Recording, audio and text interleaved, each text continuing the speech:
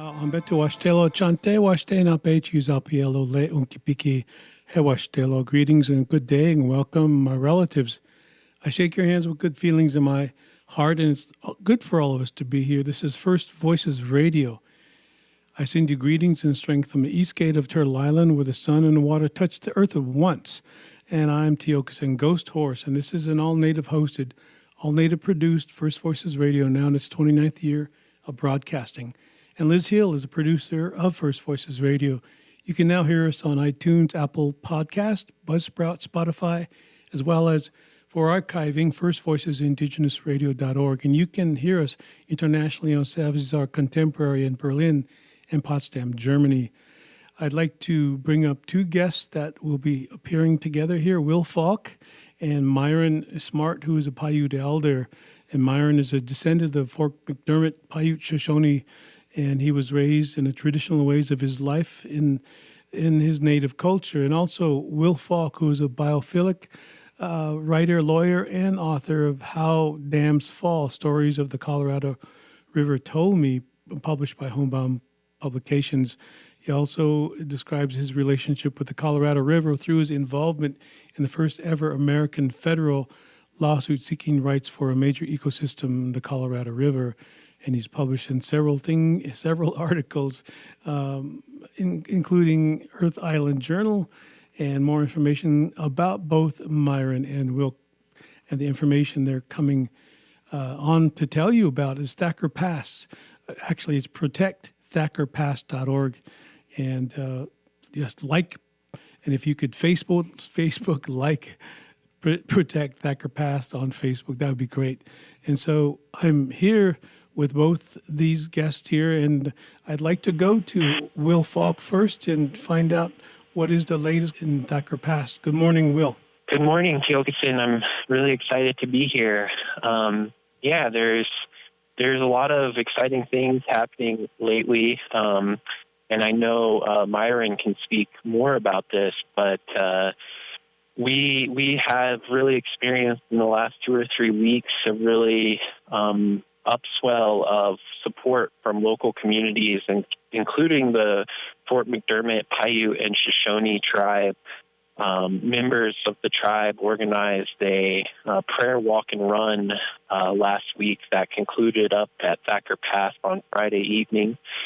And then there was a ceremonial fire that I think just ended yesterday. And then there's also in the local settler community of the little town of Orabada and Kings River, Nevada, there's a group that has formed called Thacker Pass Concerned Citizens, and they have formed because they feel like they haven't gotten any straight answers from Lithium Americas and their American subsidiary Lithium Nevada about what the mine would actually entail, how big it will actually be, how destructive it will actually be. And these folks are forming to try and get more answers. And it seems like the local communities really don't want this mine. They're really concerned about the pollution. They're really concerned about the destruction of the land, and they're starting to mobilize against the mine. And then another one of the most exciting things that has happened is on Monday morning, Protect Thacker Pass allies in Vancouver, British Columbia, occupied the Lithium Americas headquarters there in Vancouver, and delivered another message to the corporation that people around the world don't want this mine. So, the word is really starting to spread about what would happen to Thacker Pass, and we're starting to get more and more attention from media, and this is all good news for the campaign. Will Falk, could you tell us just a background of why you and Max Wilbert showed up in Thacker Pass? Maybe there's information that people are wanting to hear right now. Thacker Pass is a beautiful mountain pass in northern Nevada that is considered sagebrush steppe habitat. There is old growth sagebrush here that many of the sagebrush are over 100 years old. It's some of the best remaining greater sage-grouse habitat left on Earth. Greater sage-grouse are one of the most endangered species in the American West. This is an area where pronghorn antelope move through regularly. There are golden eagles in the hills above Thacker Pass. There is an endangered species of cutthroat trout, the Lahontan cutthroat trout, that live in the streams around Thacker Pass. But despite all this, a Canadian mining corporation called Lithium Americas wants to blow up Thacker Pass and put in a mine that would be nearly 6,000 square acres. It would be an open pit mine that is used for extracting lithium from the earth here. It would be, like I said, nearly 6,000 acres, and they would dig 400 feet into the ground, and they would systematically strip the earth from Thacker Pass, and they would cycle that earth through a chemical processing plant where they would use sulfuric acid to burn the lithium out of the earth. And they're calling this project green. They're calling this clean energy because the lithium that they would extract would be used for electric car batteries. So, my friend Max Wilbert and I had been following the developments of the project, and when the Bureau of Land Management issued its final record of decision permitting the mine on January 15th, we decided that we would come up to Thacker Pass, start a camp to draw attention to what was happening. And we started that camp to really help people understand just what would happen to the land here, to the natural world, trying to get people to fall in love with Thacker Pass. It seems like many people in the United States and around the world think of Nevada as kind of this desert landscape where there is no life, and nothing could be further from the truth. This is a beautiful land, full of life, full of amazing creatures. And we wanted people to know that just because a corporation calls their project green, it still involves mining, it still involves destroying mountainsides, it still involves poisoning water and air and land, it still involves really harming local human communities.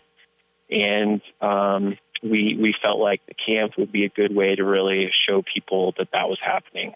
Myron Smart, can you tell us your involvement as far as the Shoshone and Paiute are involved, and you being a Paiute elder, and what does this mean to find the information that Will and Max have come up with, and how did you get informed about all of this?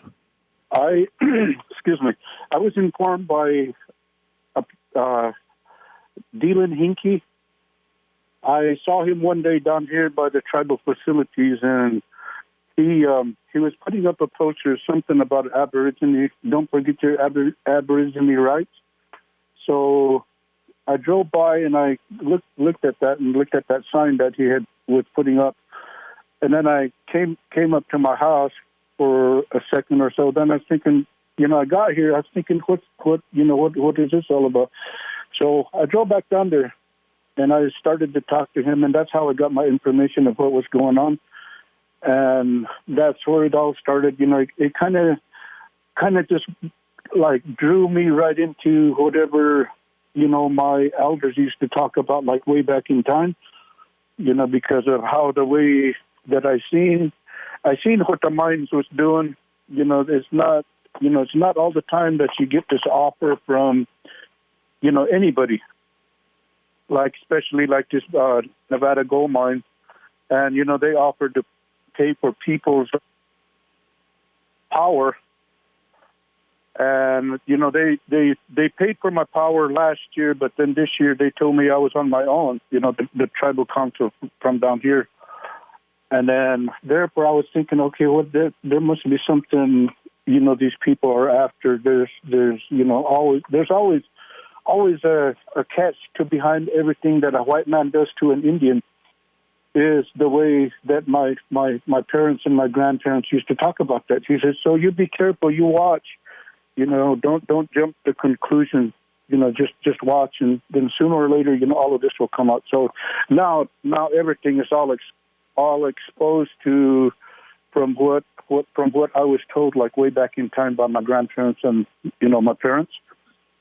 So therefore, that's how he got me involved in, I've been really wanting to practice my Native American religious rights and, my, all of the rights that I have out there, that I feel that I still do have, regardless, how the way they kind of separate everybody, like from to my belief, or how the way I should put it is like, this land still belongs to me. I've never have got any kind of money from the government in what way whatsoever. So I feel that I still do have my rights out there.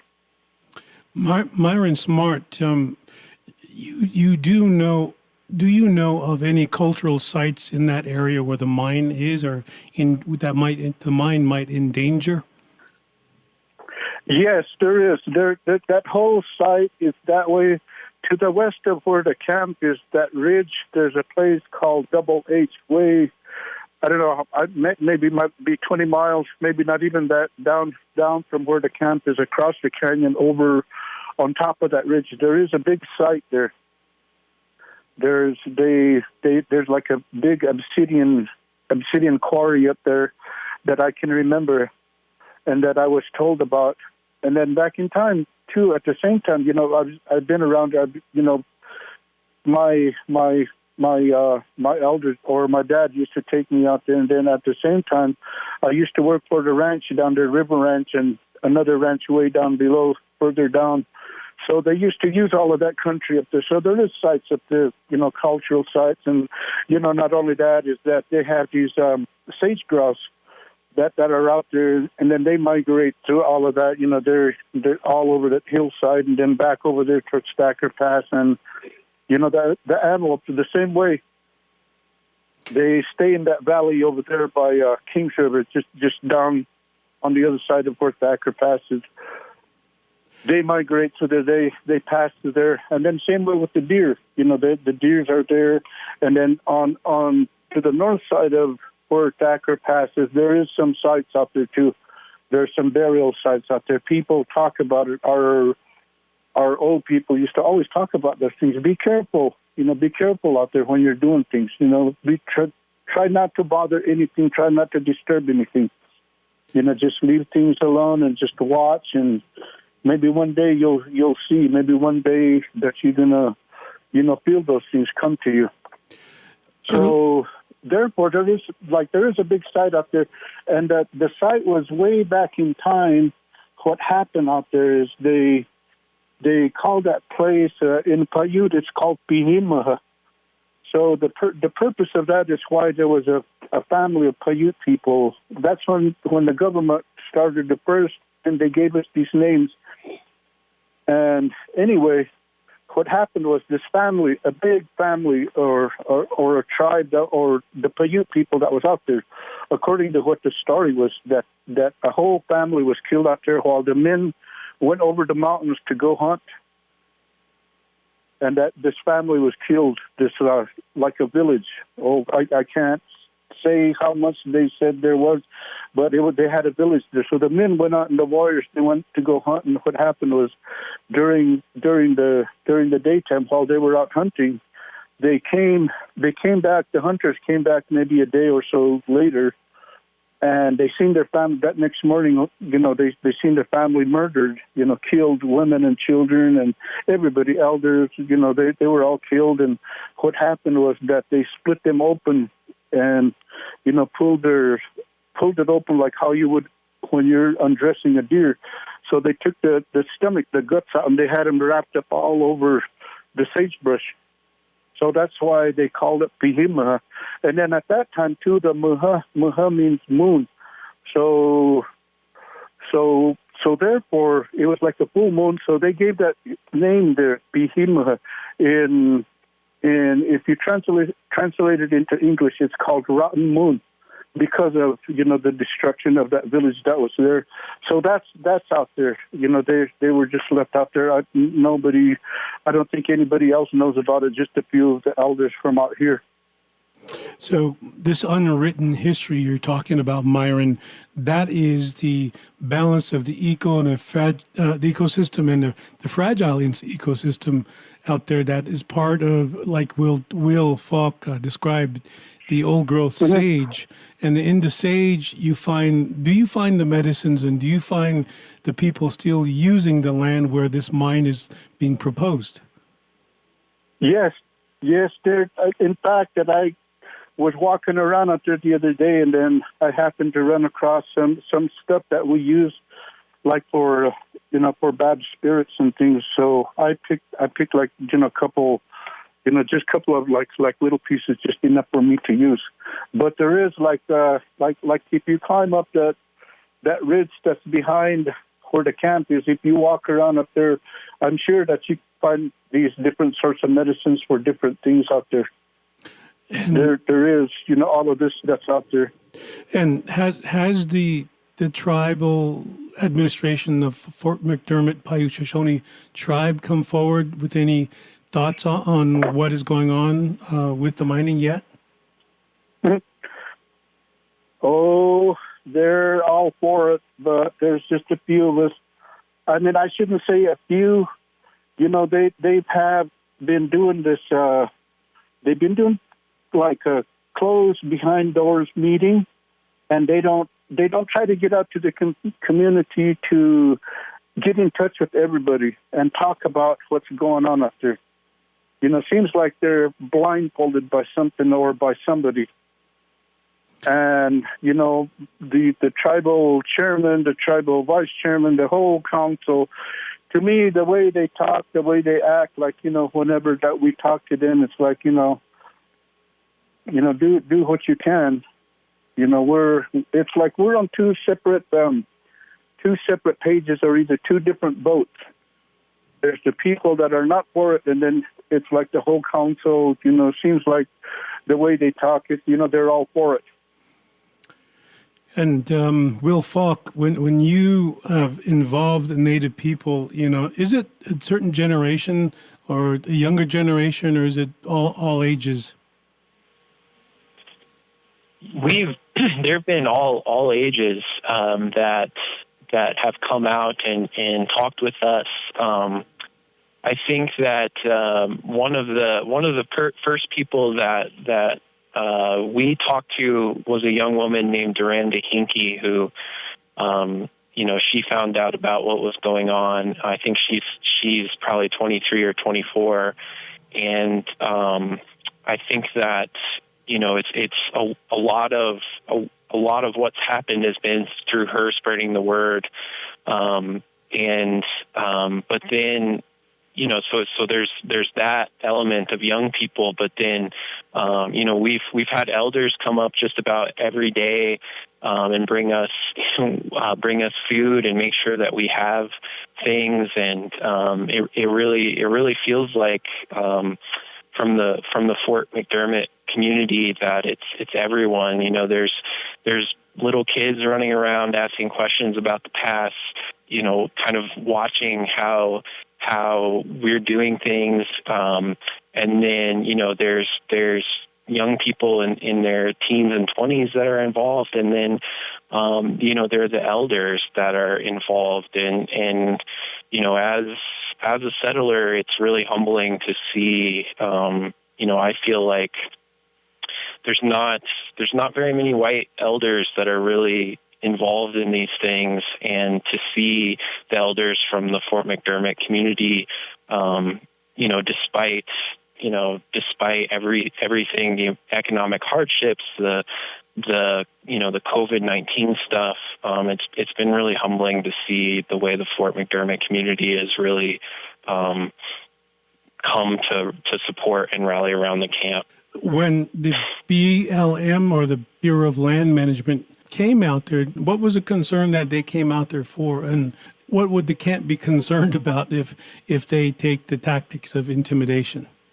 Yeah, so the Bureau of Land Management has a 14-day camping limit rule where people are only allowed to occupy one site on public land for 14 days before they have to leave for another 14 days. So after Max and I were at the camp for 3 or 4 days, 3 BLM officers came up, and they have a territory, a jurisdiction to monitor that is bigger than the state of Delaware. So for these BLM officers to come up after we've only been there for 3 or 4 days and tell us about that 14-day camping limit, it seems to us like they had to have been told by the corporation that we were up here. And it just doesn't seem like a chance event that they would have come all the way up. They're headquartered in Winnemucca, so they had to come from 70 miles away to come find us. But they're saying that they want to limit impacts on the land, and that's why we can only be here for 14 days at a time. But they're saying this about land that their agency themselves has permitted to, like I said, blow up. They're concerned about the impact that a few of us are going to have on this place when their own permits are going to allow this whole place to be destroyed. And it's also, we've also heard that one of the main reasons that they have this 14-day limit is to keep Native people from returning to some of their traditional sites and staying there. So there's a really, I think there's a really evil colonial thing going on with that 14-day camping limit, and it seems to me to be just really horrible that BLM would try to enforce that against Native people, returning to their traditional sites and, performing ceremonies on lands that they've performed ceremonies on for time immemorial. So it is, like you said, an intimidation tactic. They don't want this camp to really take off. They don't want to see something like another Standing Rock in Nevada.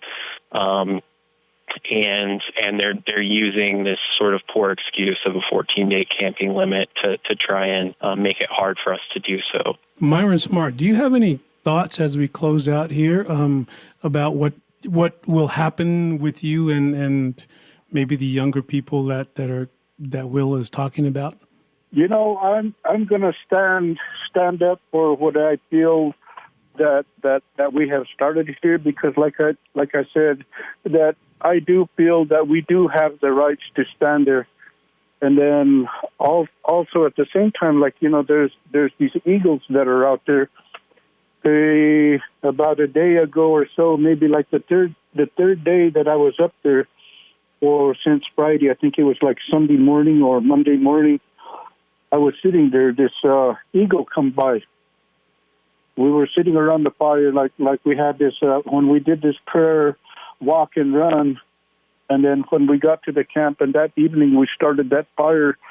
So that next day we were sitting around there, and this eagle happened to come by there. And then that was like, to me, I felt something really very strong that's out there, and that's really powerful. And the prayers that we all did, I included everybody that was out there.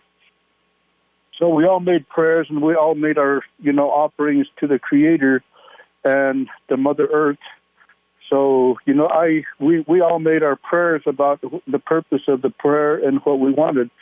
So, that included all the young people that had been on the run, because I don't want to leave anybody out.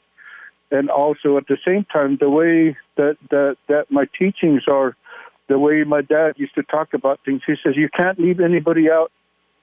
He said, regardless of how bad people treat you, whatever these not good things, evil things that they have had said to you, he says, you have to learn how to forget if you're gonna stand up for your people, regardless of what they say, what they do to you.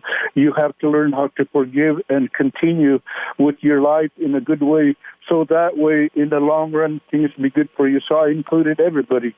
No matter what, how people feel or what they think, it's okay. It's not really up to me. It's up to the Creator of how He's going to look at things and how they're going to take care of things. And also, I've included like the unborn, the newborn, everybody, all the way up to the eldest person that's going to be out there, that's going to help support either with a prayer or either with a thought that things can be good.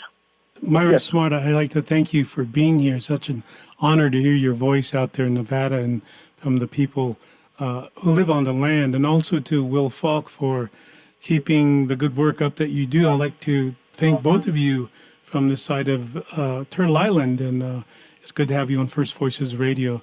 Thank you again. You can also go to protectthakerpass.org to find out more. Excuse me, can I share something with you one more time? Sure. I want to thank Will and the group that was out there that had started this. I'm very, very thankful that I was able to get involved with what's going on. Thank you very much. Even though that I didn't get a chance to talk to you, I just met you that one day when we were on that walk. So I want to thank you. Very appreciative of what you're doing, for helping, for looking out for us on your part of things, of whatever that you have got going there. And hopefully the Creator can, hopefully the Creator can look at it from our point of view. Not everybody is looking at the greens that's going to be rolling in. Not everybody, wants that.